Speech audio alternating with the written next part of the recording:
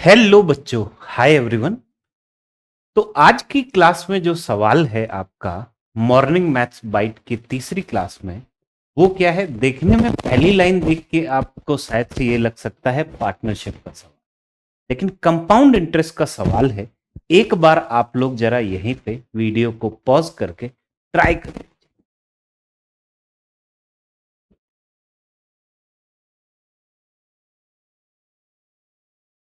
कर लिया। पॉज करके ट्राई करना था, ठीक है। चलिए डिस्कस करते हैं। तो ये जो कंपाउंड इंटरेस्ट का सवाल है, कह क्या रहा है? लिखा है A B and C invest, इन्होंने एक बिजनेस में इन्वेस्ट किया। टोटल इन्हें प्रॉफिट कितना मिला है बिजनेस से, तीनों को मिला के वो भी वैल्यू दे रखी है। ए और बी ने को जितने रुपए प्राप्त हुए, प्रॉफिट जितना भी मिला, उसे इन दोनों व्यक्तियों ने इन्वेस्ट किया है। ए ने इन्वेस्ट किया है 10% की ब्याज दर पे, बी ने इन्वेस्ट किया है 20% की ब्याज दर पे। कंपाउंड इंटरेस्ट वो भी 2 साल के लिए। फिर उसके बाद में ये लिखा हुआ है ए और बी को ब्याज कितना कितना मिला, कंपाउंड इंटरेस्ट कितना कितना मिला, ठीक है, वो हमें दिया गया।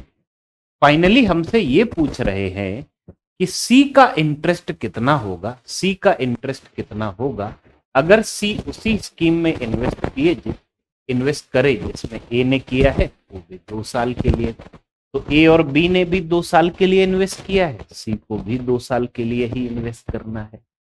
अच्छा, इसमें सबसे पहले आप ये सोच सकते हो सबका मूलधन निकालें, प्रिंसिपल निकालें, राइट। लेकिन हमें उसकी जरूरत नहीं। कैलकुलेशन जरूर है इस सवाल में, लेकिन आपको इसमें प्रिंसिपल निकालने की जरूरत नहीं। क्यों नहीं है? सबसे पहले आप एक बात बताओ, अगर 10% की ब्याज की दर है और 2 साल के लिए इंटरेस्ट, 2 साल के लिए कंपाउंड इंटरेस्ट कितना मिलेगा कंपाउंडेड एनुअली पे, आपको ये मालूम है कि ए को इंटरेस्ट मिलेगा 21%, है ना। और बी को इंटरेस्ट कितना मिला, 20% की ब्याज दर। ए बी रूल लगा सकते हैं, सक्सेसिव परसेंटेज, तरीके बहुत सारे हैं, बट अल्टीमेटली आपके पास में ये चीज आ जाएगी। 2 साल में 20% की ब्याज दर से 44% का कंपाउंड इंटरेस्ट मिला। और जो सी है, सी चूंकि उसी स्कीम में इन्वेस्ट कर रहा है जिसमें ए ने इन्वेस्ट किया, तो सी को भी 10% की ब्याज दर मिलेगी 2 साल के लिए, तो सी को भी ब्याज मिलेगा 21%। अब आप एक बात बताइए कि हमें ये पता है ए को कितने रुपए मिले हैं, ए को मिले हैं 3,969। बी को कितने रुपए मिले हैं वो हमें पता है, 8,316। सी को कितने रुपए मिलेंगे ये हमसे पूछा जा रहा है, राइट। अच्छा, ये एक चीज याद रखना, हमें किसी का मूलधन नहीं पता, हमें ये पता है तीनों का मिला के प्रॉफिट कितना था, वो इतना का मतलब तीनों का मूलधन का टोटल है इतना, राइट।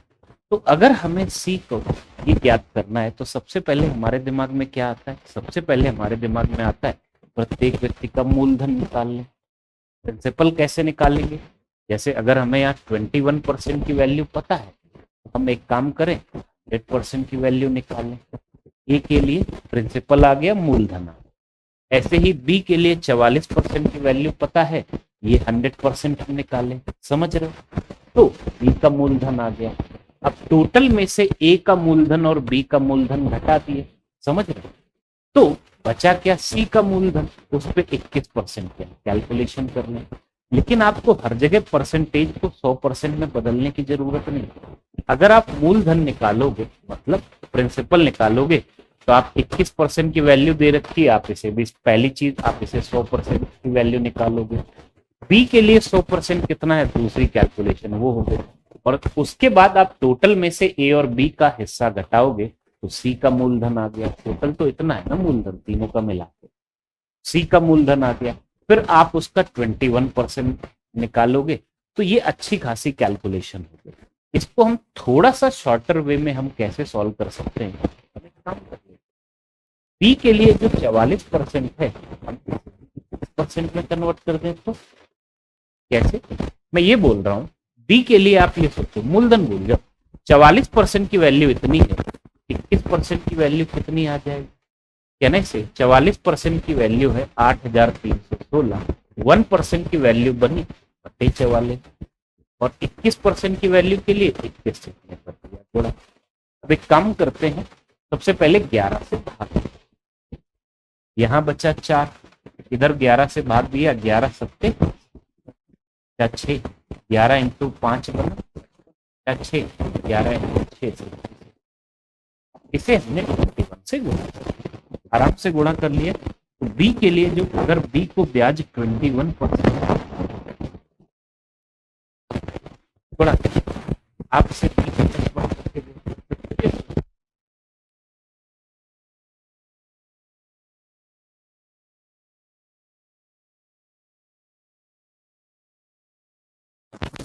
17 हासिल लगा 11, 21 इंटू 7 बना 140, 11 हासिल वाला भी तो है।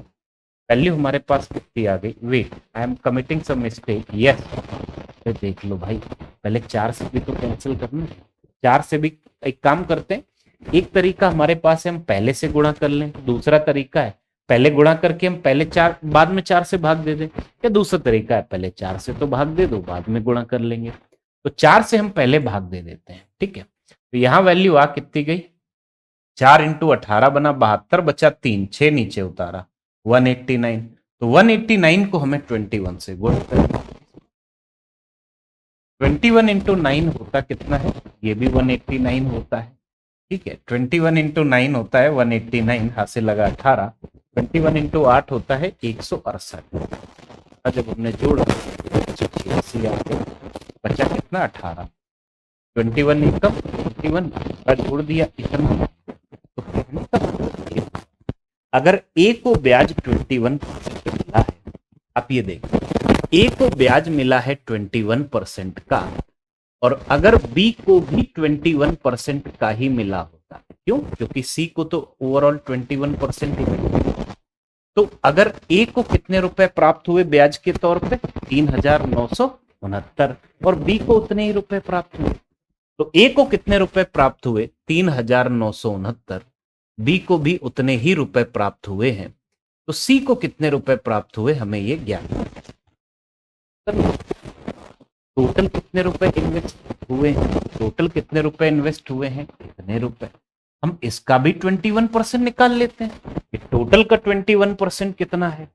तो अगर टोटल का हम 21% निकालें, टोटल का 21%, वो हमारे पास कितना आ जाएगा, इसका 21% कैलकुलेट करते हैं, कैसे 21% ऑफ 63,000 कैसे कैलकुलेट करते हैं इसका 21%, आप ऐसे सोचो, इसका 10% बना 6,300, 20% बना 12,600, बेसिकली मैं कर क्या रहा हूं, इसको 20% प्लस 1%, ठीक है, और 1% की वैल्यू आ गई 630, वो हमने इसमें ऐड कर दिया, तो वैल्यू आ गई 13,230। तो जो टोटल अगर 10% की ब्याज दर पे 2 साल के लिए इन्वेस्ट हो जाते, टोटल इंटरेस्ट आ जाता 13,230। तो सी को कितने रुपए की प्राप्ति हुई, सी का ब्याज कितना है, इसमें से ए और बी का हिस्सा निकाल लो, क्योंकि अब तो हर जगह हम 21% निकाल चुके हैं, ठीक है। तो इसमें से ए और बी का हिस्सा निकाल लो, तो इसमें से हमें कितना घटाना है, माइनस क्या करना है, इन दोनों को जोड़ देते हैं, जोड़ के घटा दो या इंडिविजुअली घटा दो, मैं जोड़ के घटा देता हूँ।